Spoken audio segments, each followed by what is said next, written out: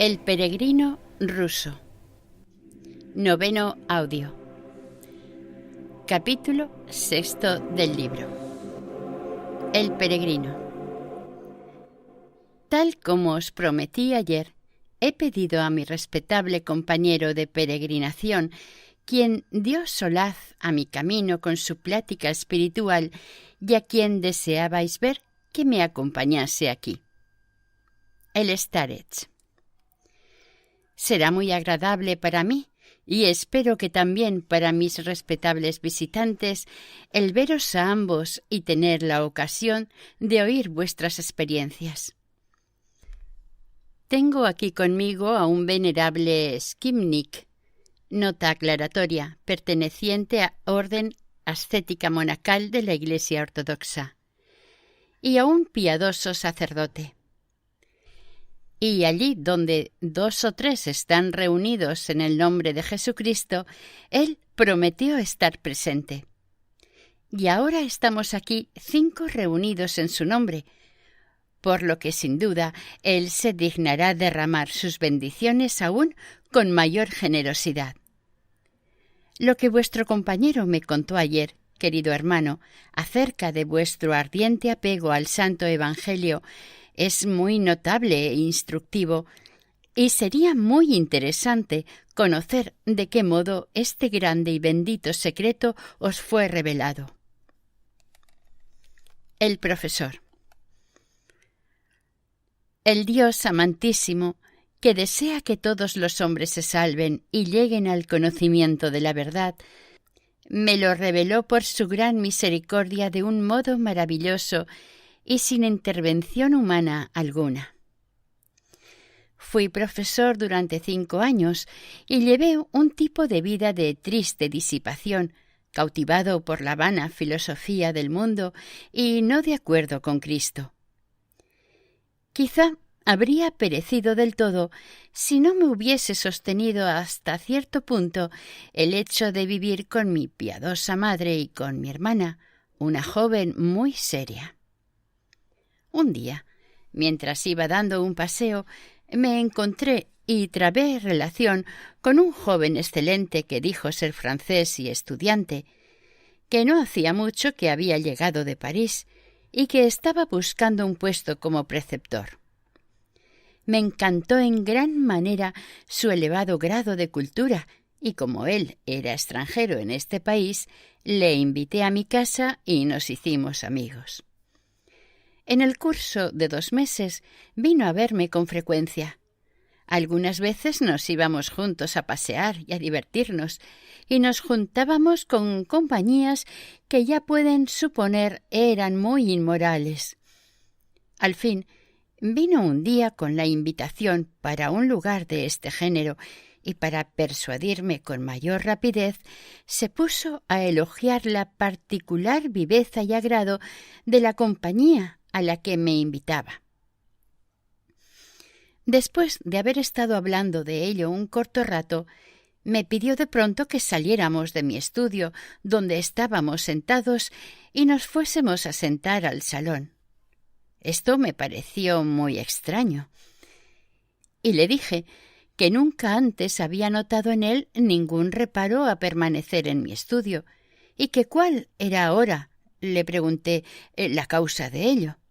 Y añadí que el salón era contiguo a la habitación donde estaban mi madre y mi hermana, y que sería indecoroso, por tanto, proseguir allí este género de conversación.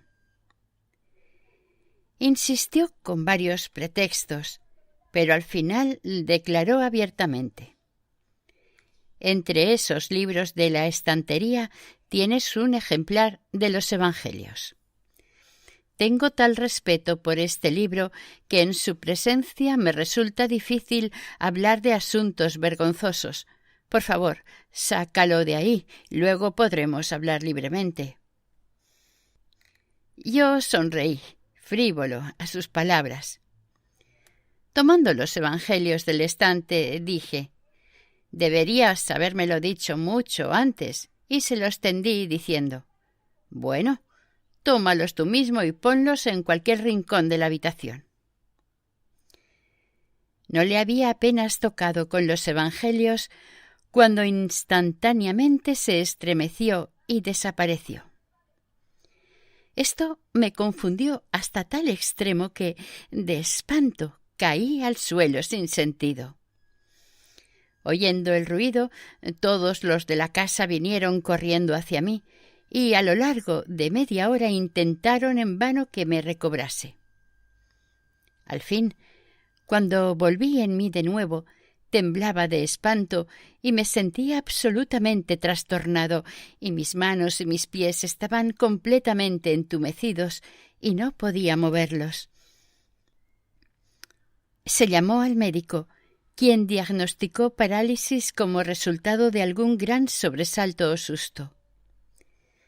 Estuve en cama todo un año después de esto y aún con las atenciones médicas más cuidadosas no conseguí el menor alivio, de suerte que, en razón de mi enfermedad, parecía que iba a tener que dejar mi puesto. Mi madre, que iba envejeciendo, murió durante este periodo, y mi hermana se disponía a tomar el hábito, todo lo cual acrecentó mi mal aún más. Tuve un solo consuelo durante este tiempo de enfermedad, y este fue la lectura del Evangelio, el cual no se apartó de mis manos desde el inicio de la misma. Era como una especie de recuerdo de la cosa maravillosa que me había sucedido. Un día, un monje desconocido vino a verme. Hacía una colecta para su monasterio. Me habló de forma muy persuasiva y me dijo que no debía confiar solo en las medicinas, que sin la ayuda de Dios serían incapaces de darme ningún alivio, y que debía rogar a Dios, y rogar con diligencia para esto precisamente, puesto que la oración es el medio más poderoso para sanar todo mal, tanto corporal como espiritual. ¿Cómo puedo rezar en este estado cuando no tengo fuerzas para hacer ningún tipo de inclinación, ni tan solo puedo levantar la mano para santiguarme?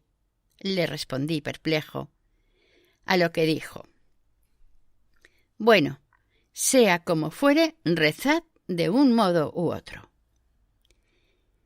Pero no se extendió más en ello, ni me explicó realmente cómo rezar. Cuando mi visitante hubo partido, me parece que casi sin querer me puse a pensar acerca de la oración y acerca de su fuerza y de sus efectos, haciendo memoria de las enseñanzas que yo había recibido sobre conocimientos religiosos mucho tiempo atrás, cuando aún era estudiante. Esto me ocupó muy felizmente y renovó en mi mente el conocimiento en materia de religión, a la par que dio alegría a mi corazón. Al mismo tiempo, empecé a sentir cierto alivio en mi afección. Ya que el libro de los Evangelios estaba continuamente conmigo, tal era mi fe en él como resultado del milagro, y puesto que recordaba también que todos los discursos sobre la oración que había escuchado en conferencias estaban basados en el texto del Evangelio, consideré que lo mejor sería hacer un estudio de la oración y la piedad cristiana a partir únicamente de la enseñanza del Evangelio. Extrayendo laboriosamente su significado, bebí en él como de una abundante fuente y encontré un método completo para la vida de redención y de la auténtica oración interior. Marqué con reverencia todos los pasajes sobre esta materia, y desde entonces que estoy tratando con ardor de aprender esta divina enseñanza y de ponerla en práctica con todas mis fuerzas, aunque no sin dificultades. Mientras estaba ocupado de esta forma, mi salud gradualmente mejoró, y al fin, como ven, me repuse por completo. Como todavía vivo solo, decidí, en agradecimiento a Dios por su paternal benevolencia, que me había proporcionado el restablecimiento e iluminado mi mente, seguir el ejemplo de mi hermana y el dictado de mi propio corazón, y dedicarme a la vida retirada, a fin de que, libre de entorpecimientos, pudiera acoger y hacer mías aquellas dulces palabras de vida eterna que se me daban en la palabra de Dios. Heme aquí, pues, en la actualidad, escapando al solitario skit del monasterio Solovetsky, en el Mar Blanco, que se llama Anzersky, del cual he oído de buena tinta que es un lugar de lo más indicado para la vida contemplativa. Les diré otra cosa además.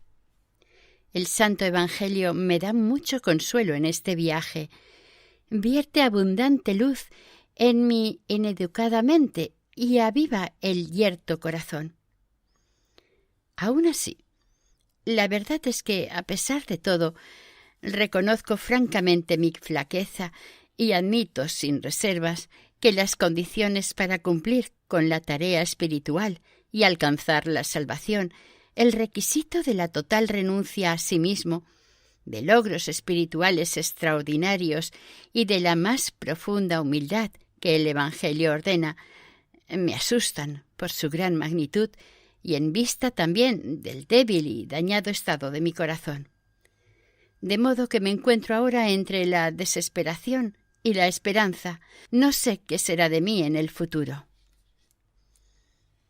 El Skimnik. Con una muestra tan evidente de una especial y milagrosa gracia de Dios, y teniendo en cuenta vuestra educación, sería imperdonable no sólo el dar paso a la depresión, sino incluso el admitir en vuestra alma una sombra de duda acerca de la protección y la ayuda de Dios. ¿Sabes lo que Crisóstomo, el iluminado de Dios, dice acerca de esto? Ninguno debería estar abatido, enseña, y dar la falsa impresión de que los preceptos del Evangelio son imposibles o impracticables. Dios, que ha predestinado la salvación del hombre, no ha impuesto a éste, por descontado, mandamientos con la intención de hacer de él un transgresor a causa de su impracticabilidad. No, sino a fin de que por su santidad y su necesidad para una vida virtuosa, ellos puedan ser una bendición para nosotros, así en esta vida como en la eterna. Desde luego, el cumplimiento regular e inquebrantable de los mandamientos de Dios resulta extraordinariamente difícil para nuestra naturaleza caída, y por lo tanto, la salvación no es fácil de alcanzar. Pero la misma palabra de Dios, que establece los mandamientos, ofrece también no sólo los medios para su pronto cumplimiento, sino también consuelo en su ejecución. Si esto queda oculto a primera vista, tras un velo de misterio, es pues, sin duda, para hacer que nos apliquemos tanto más a la humildad y para conducirnos más fácilmente a la unión con Dios, al indicar que se recurra directamente a Él, en ruego y súplica de su paternal auxilio. Es ahí donde reside el secreto de la salvación y no en la confianza en nuestros propios esfuerzos. El peregrino. ¿Cómo me gustaría, débil como soy, llegar a conocer ese secreto, de modo que pudiese corregir, hasta cierto punto al menos, mi indolente vida, para gloria de Dios y mi propia salvación? El Skimnik. El secreto lo conocéis, querido hermano, por vuestro libro, La Filocalía. Reside en esa oración continua de la que habéis hecho un estudio tan decidido y en la que os habéis tan ardientemente ocupado y encontrado consuelo. El peregrino. Me arrojo a vuestros pies, reverendo Padre.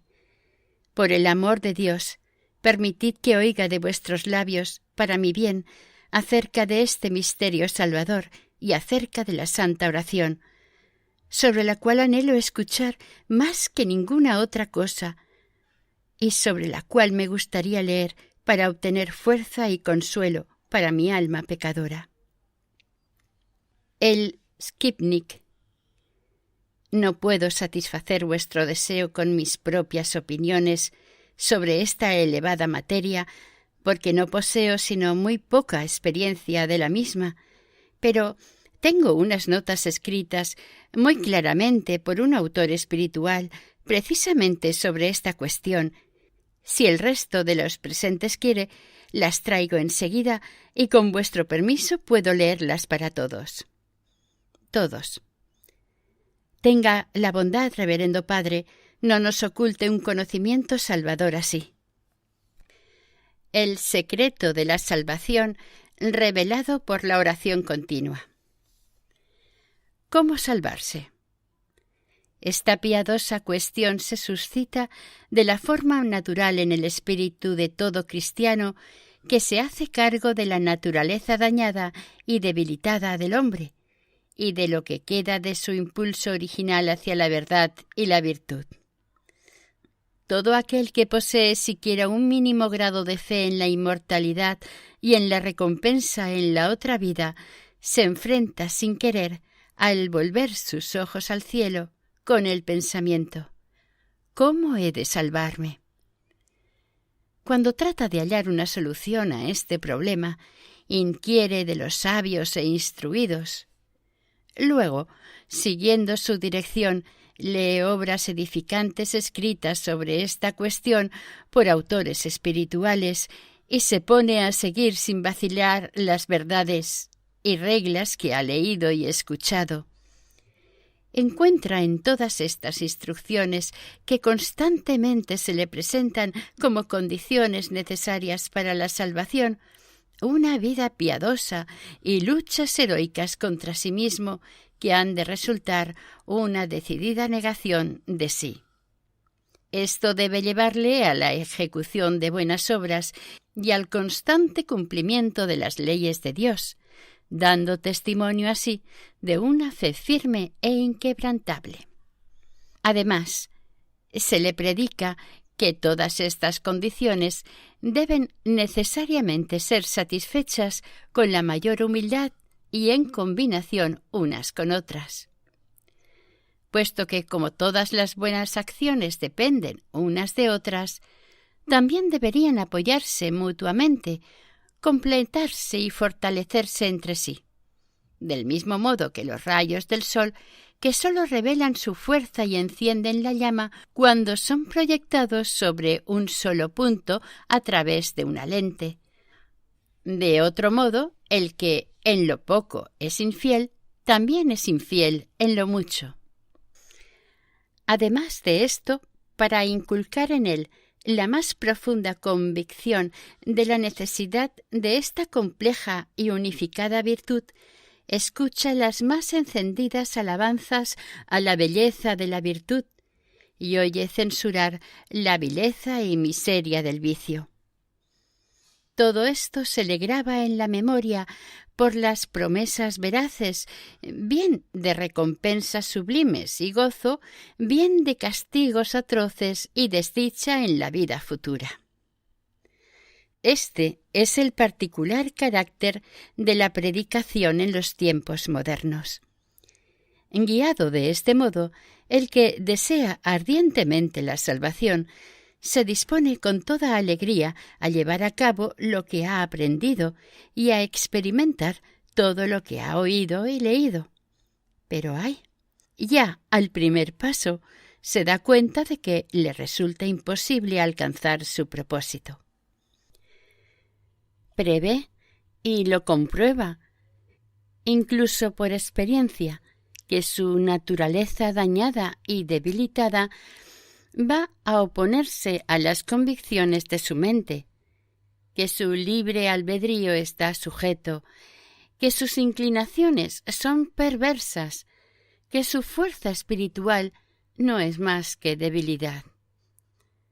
Le llega así naturalmente el pensamiento: ¿no ha de poderse hallar algún medio que permita cumplir lo que la ley de Dios pide, lo que la piedad cristiana exige, y que todos aquellos que han alcanzado la salvación y la santidad hayan utilizado?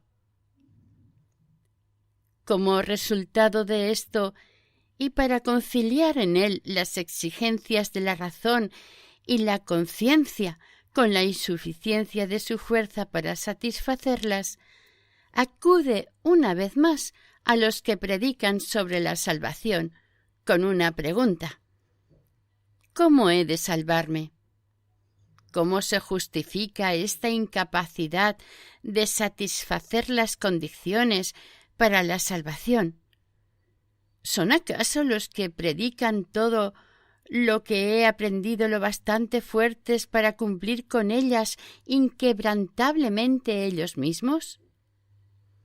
Pide a Dios, ruega a Dios, ruega su ayuda, se le dice. Así, ¿no habría sido más provechoso, concluye el indagador, si para empezar, y siempre en toda circunstancia, hubiera hecho un estudio de la oración como el medio de cumplir con todo lo que la piedad cristiana exige y por el cual se alcanza la salvación? Y así, prosigue por el estudio de la oración. Lee, medita, estudia la enseñanza de aquellos que han escrito sobre el particular. Encuentra en ellos, ciertamente, muchos pensamientos luminosos, conocimientos muy profundos y palabras de una gran fuerza. Uno discurre admirablemente sobre la necesidad de la oración, otro escribe sobre su fuerza, sus efectos benéficos, sobre la oración como deber o sobre el hecho de que ella exige el celo, la atención, el fervor del corazón, la pureza de la mente, la reconciliación con los enemigos, la humildad, la contrición y el resto de condiciones necesarias. Pero, ¿qué es la oración en realidad? ¿Cómo se reza verdaderamente? Raramente se encuentra para estas preguntas primordiales y urgentes como son una respuesta precisa que pueda ser comprendida por todos, y de este modo el que pregunta ardientemente sobre la oración se encuentra de nuevo ante un velo de misterio. Como resultado de sus lecturas, se atraiga en su mente un aspecto de la oración que, aunque piadoso, es sólo externo, y llega a la conclusión de que la oración es ir a la iglesia, persignarse, inclinarse, arrodillarse, leer salmos, cánones y acatistas. En general, esta es la idea que se hacen de la oración aquellos que no conocen los escritos de los santos padres acerca de la oración interior y la acción contemplativa. Finalmente, sin embargo, el buscador termina por encontrar el libro llamado La Filocalía, en el cual 28 santos padres exponen en forma comprensible el conocimiento científico de la verdad y de la esencia de la oración del corazón. Esto empieza a descorrer el velo que se alzaba ante el secreto de la salvación y de la oración. Ve que realmente rezar significa dirigir su pensamiento y su memoria sin descanso al recuerdo de Dios, andar en su divina presencia, despertar a su amor por el pensamiento en él y unir el nombre de Dios a la respiración y al latir del corazón. Él es guiado en todo esto por la invocación con los labios del santísimo nombre de Jesucristo, o por la recitación de la oración de Jesús en todo momento, en todo lugar y durante cualquier ocupación, sin descanso. Estas luminosas verdades, al iluminar el espíritu del buscador y abrir ante él el camino hacia el estudio y la realización de la oración, le ayudan a pasar enseguida a poner en práctica estas sabias enseñanzas. Sin embargo, cuando lo intenta, se ve aún sujeto a dificultades hasta que un maestro experimentado le muestra en el mismo libro toda la verdad, es decir, que sólo la oración incesante es el medio eficaz para perfeccionar la oración interior y para salvar el alma. Es la frecuencia de la oración lo que constituye el fundamento de todo el método de la actividad salvadora y lo que mantiene su unidad. Como dice Simeón el Nuevo Teólogo, el que ora sin cesar une todo lo bueno en esto solo. Así pues, en orden a exponer la verdad de esta revelación en toda su plenitud, el Maestro la desarrolla del siguiente modo. Para la salvación del alma es necesaria, ante todo, una fe auténtica. La Sagrada Escritura dice: sin la fe es imposible agradar a Dios. El que no tiene fe será juzgado. Pero se puede ver en la misma Escritura que el hombre no puede alumbrar la fe en su interior, ni tan solo del tamaño de un grano de mostaza, que la fe no viene de nosotros, sino que es un don de Dios. Es dada por el Espíritu Santo. Siendo esto así, ¿qué hay que hacer? ¿Cómo conciliar la necesidad de la fe en el hombre con la imposibilidad por parte de éste de producirla? El modo de hacerlo es revelado en las mismas Sagradas Escrituras. Pedid y se os dará.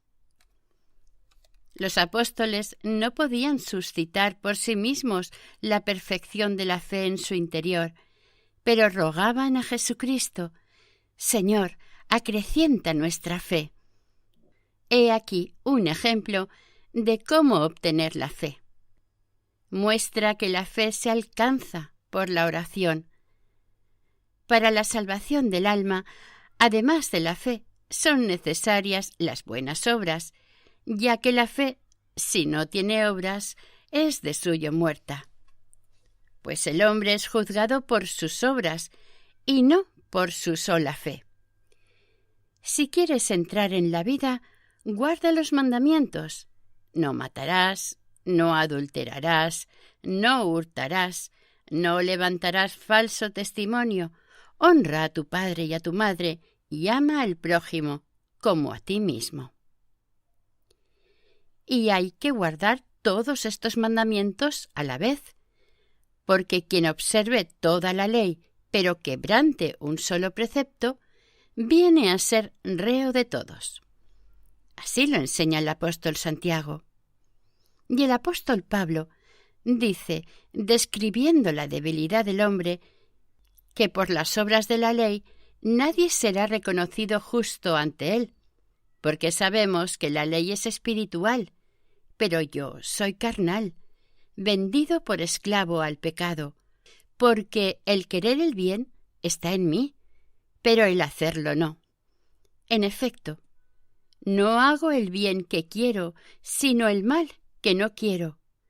Así pues, yo mismo, que con la mente sirvo a la ley de Dios, sirvo con la carne a la ley del pecado. ¿Cómo ejecutar las obras prescritas por la ley de Dios si el hombre está sin fuerzas y no puede guardar los mandamientos? Él no tiene posibilidades de hacerlo hasta que pide por ello, hasta que reza por ello. Y no tenéis porque no pedís. Esa es la causa, nos dice el apóstol, y el propio Jesucristo dice: sin mí no podéis hacer nada.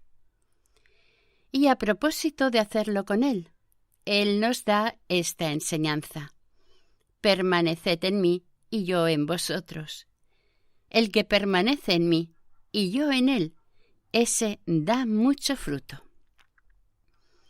Pero estar en él significa sentir continuamente su presencia, rezar continuamente su nombre. Si me pidierais alguna cosa en mi nombre, yo lo haré. Así, la posibilidad de hacer buenas obras se alcanza solo por la oración. Un ejemplo de esto puede verse en el propio San Pablo. 3 veces rezó para vencer la tentación, doblando la rodilla ante Dios Padre para que Él le diese fuerzas en el hombre interior, y al fin se le ordenó por encima de todo rezar, y rezar continuamente para todo. De lo que acaba de decirse, se sigue que la entera salvación del hombre depende de la oración, y que por tanto ella es primordial y necesaria, ya que por ella se vivifica la fe y con ella se ejecutan todas las buenas obras. En una palabra, con la oración todo progresa con éxito. Sin ella, ningún acto de piedad cristiana puede hacerse. Así pues, la condición de que ha de ser ofrecida incesantemente y en todo momento pertenece exclusivamente a la oración, pues las otras virtudes cristianas tienen cada una su propio tiempo. Pero en el caso de la oración se nos manda una acción continua, ininterrumpida. Orad sin cesar. Es justo y conveniente rezar siempre, en todo lugar.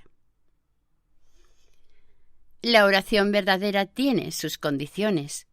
Ha de ser ofrecida con una mente y un corazón puros, con ardiente celo, con aplicada atención, con temor y reverencia, con la más profunda humildad.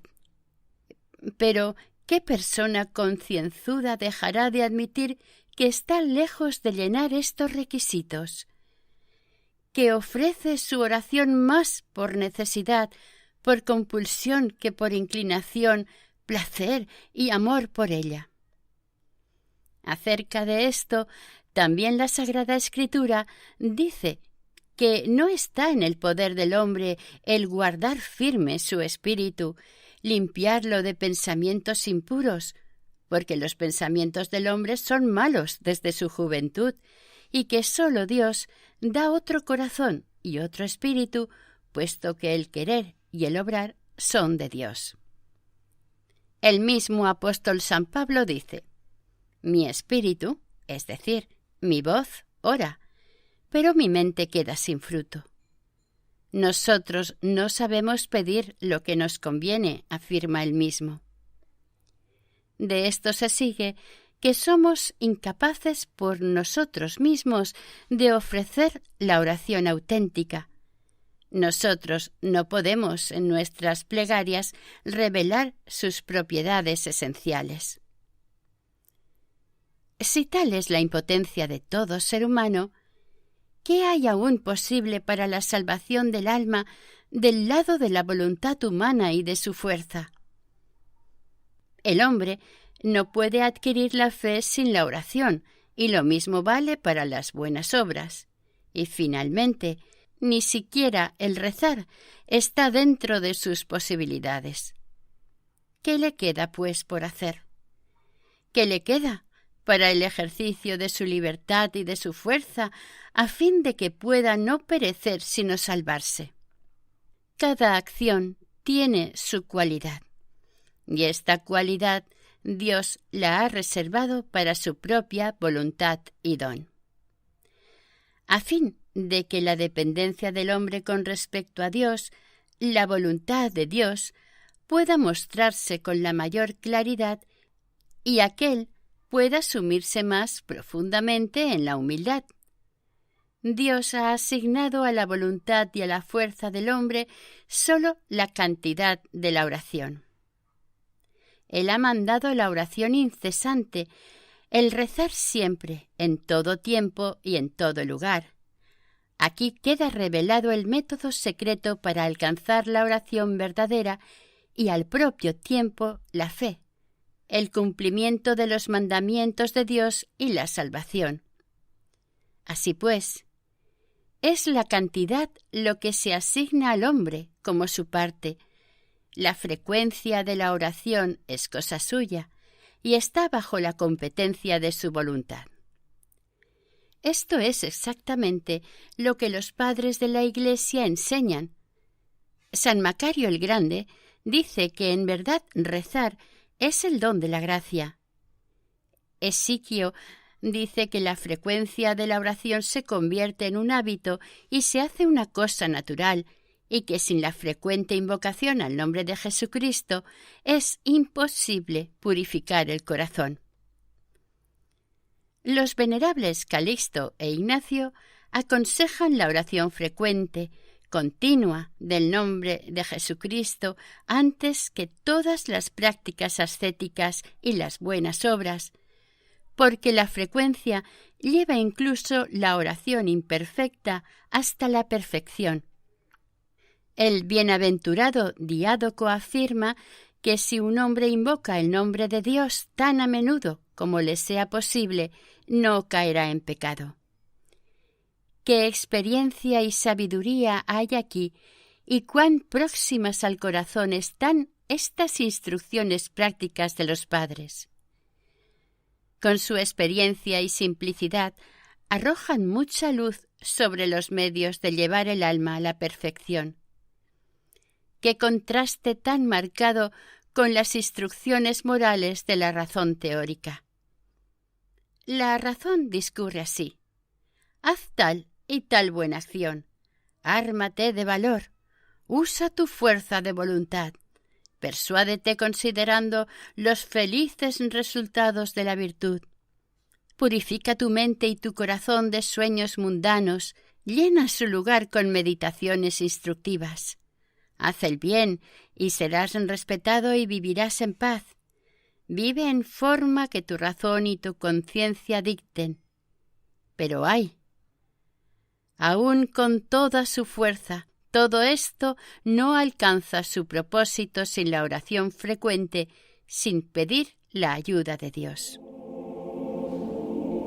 Final del 9º audio.